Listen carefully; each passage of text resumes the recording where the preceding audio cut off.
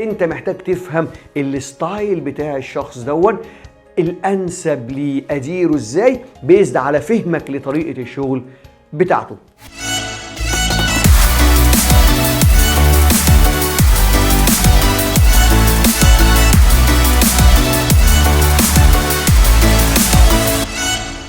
اهلا بيكم، مكملين مع الموتيفيشن بتاع الناس وازاي ندير البشر اللي مالهمش كتالوج.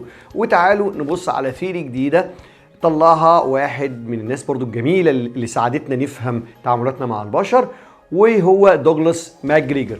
وصديقنا دوغلاس ماكجريجر بدأ يبص على الناس اللي بتشتغل معانا ويبدأ يصنفهم، وقصاد دون يقول لنا بالتالي الانسب ان انت تتعامل معاهم ازاي.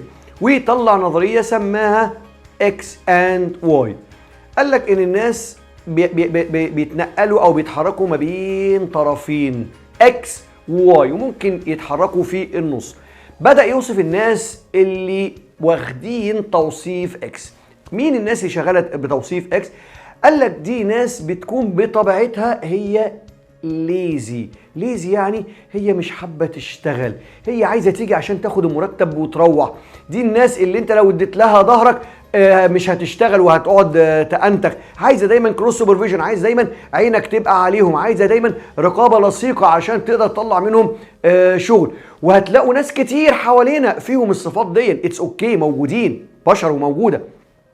فده تايب اكس، ناس هي بطبيعتها بتشتغل بالطريقه دي. قال لك ساعتها يا فندم حضرتك تبقى محتاج تكون حاجه زي المايكرو مانجمنت شويه، بمعنى ان انت محتاج تعمل لهم الكروس سوبرفيجن دي، محتاج تتابع معاهم التاسكات بتاعتهم من وقت للتاني، محتاجين يحسوا دايما بوجودك وان انت بتتابع الشغل بتاعهم، محتاجين دايما يحسوا ان في متابعه وحساب على التاسكس اللي هم بيشتغلوها. تاني ليه؟ لان الاكس بطبيعته هو ليزي، لو سبته هيقعد ينتخ ومش هيطلع النتائج بتاعته. فافهم الشخصيه اللي قدامك هي تقريبا شكلها ايه، مايله بنسبه قد ايه ناحيه اكس، عشان انت تحط المانجمنت ستايل الانسب لاداره النوع ده من البشر. بس مش كل الناس بالطريقه دي. صديقنا ماكجريجر قال لنا ان في ناس الناحيه الثانيه خالص عكسهم تماما، وفي اكستريم بعيد عنهم، يسماهم مجموعه واي او ثيري اوف واي او الواي سايد من الامبلويز. ودول ناس هم كرييتيف، هم حابين الشغل، هم they are willing ان هم ينتجوا، هم نفسهم عندهم الحب ان هم يظهروا ويشتغلوا ويطلعوا نتائج، ودون بحد ذاته بيحقق لهم نيدز داخليه بتشبع حاجات زي النجاح وزي الاتشيفمنتس وهو الى اخره.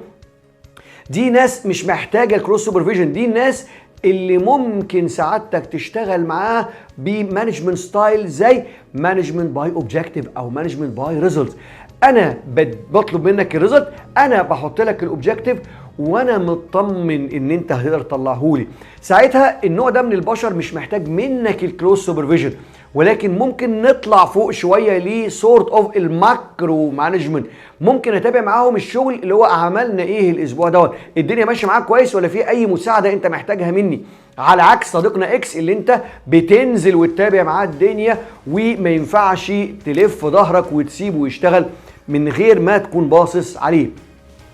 الناس من الثيري واي او السايد واي من البشر مش محتاجين ابدا الكروس سوبرفيجن، مش محتاجين ابدا ان انت تبقى بتتابع كل خطوه، ولكن اطلع شويه بي هاير ليفل شويه، اشتغل معاهم شويه على ماكرو مانجمنت.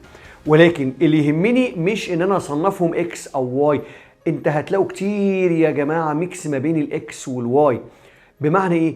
بمعنى انك هتلاقي حد بيميل للاكس ولكن في سيتويشنز معينه ممكن يبقى واي، والعكس تماما، ممكن يبقى هو الاصل فيه ان هو الواي ولكن بيميل ناحيه الاكس. فما بحبش اشوف الناس ان هي 0 اور 1 اكس اور واي، ولكن انت محتاج تفهم الستايل بتاع الشخص دون الانسب ليه اديره ازاي بيزد على فهمك لطريقه الشغل بتاعته.